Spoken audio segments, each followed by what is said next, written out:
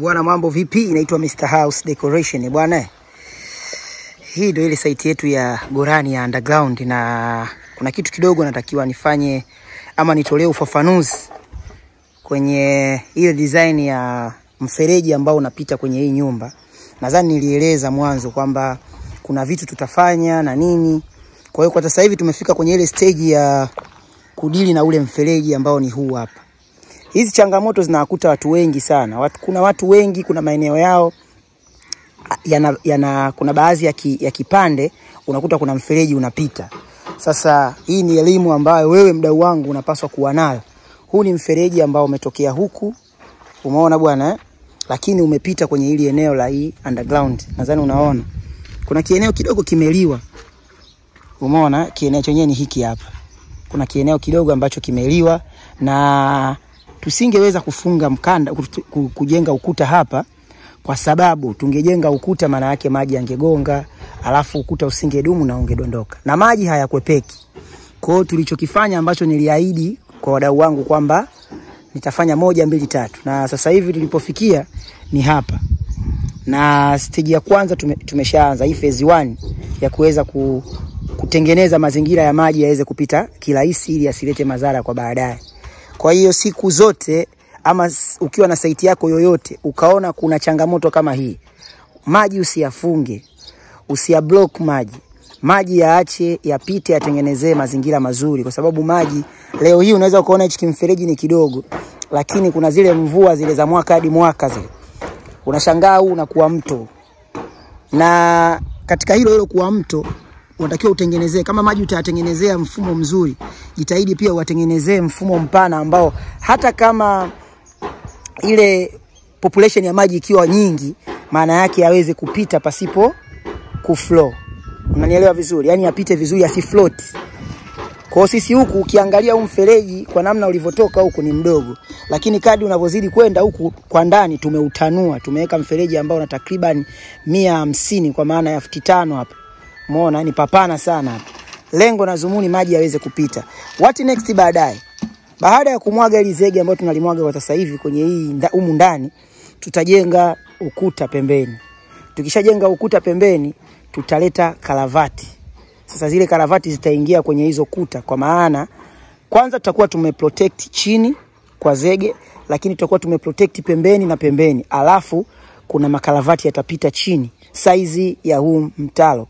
Baada ya hapo sasa tutamwaga jamvi letu kwa juu. Na baada ya hapo kumaliza prosesi zote, hii fence na yenyewe itakuwa ishapanda kwenye kiwango fulani cha msingi na nini. Kwa tutachukua ile dongo lote la juu, tutafanya landscape yetu vizuri. Kwa hiyo ni elimu ambayo naitoa. Kwa maana hiyo maji huku chini yataendelea kupita na shughuli zote huku juu zitaendelea kufanyika. Lakini maji yatakuwa yanapita ndani ya nyumba kama ambavyo nilivyoeleza. Na hapa kuna nguzo mbili kama magoli fulani hivi. Hizi nguzo zina maana kubwa sana, kwa sababu hapa ndio njia ya maji. Kwa hiyo lazima uweke vitu ambavyo vitakavyoweza kuwa stopper. Umeona bwana? Na uwezi kujenga tofali hapa, lazima uweke nguzo ili maji atakapogonga na nini, nguzo ni nguzo tu, chuma ni chuma, tofauti na tofali, tofauti na cement. Chuma kinaweza kuhimili kwenye hali yoyote. Na ndio maana ukiangalia fence yangu nimeipiga nguzo takriban gara mpaka gara. Lengo na dhumuni hii fence isije ikashuka. Lakini huku kwenye ukuta wa bondeni kama ambavyo nilivyoeleza kwamba nitajenga mikanda miwili. Na mkanda mmoja nimeshaanza kuumwaga ule kule ambao utakuja mpaka pale, na mwingine utakuja mpaka hapa. Baada ya hapo tutajenga tena, tutafunga tena mkanda mwingine. Kwa huku bondeni, ukuta wa bondeni kutakuwa kuna mikanda miwili. Nadhani unaona ukuta wa kule, umeona ilipoishia ile gala la kwenda kule. Umeona mkanda ule? Kwa baada ya pale sasa kuna mkanda mwingine wa pili ambao utakuja. Lakini fence yetu kwa sasa hivi kwenye phase 1, phase ya kujenga tofali za msingi kwa mkanda wa kwanza, naweza kusema deal done. Na jumba letu linaendelea.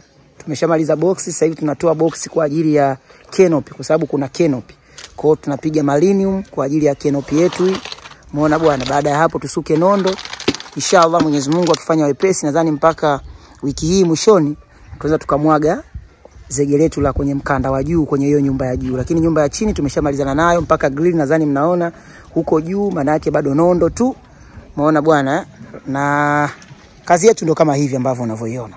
Kwa hiyo mdau wangu usihangaike, usipate shida, usipate stress kuhusiana na kutafuta fundi bora, fundi ambaye unajua atafanya kazi yako kwa uweledi na kwa kiwango.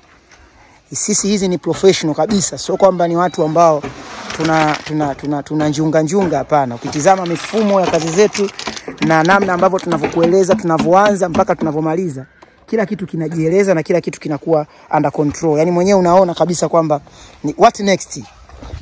Umeona bwana? Kwenye maelezo tunakupa maelezo, na kwenye utekelezaji vile tunakupa utekelezaji nini ambacho kinafuata. Kwa hiyo ni wewe mwenyewe kuchagua kati yetu na wao. Umeona bwana? Lakini sisi tunasema kwa sababu wewe unastahili nyumba ya ndoto yako, tuchague sisi ili tuweze kukufanyia kilichokuwa bora. Mimi naitwa Mr. House Decoration, mdau wangu. Don't forget to subscribe.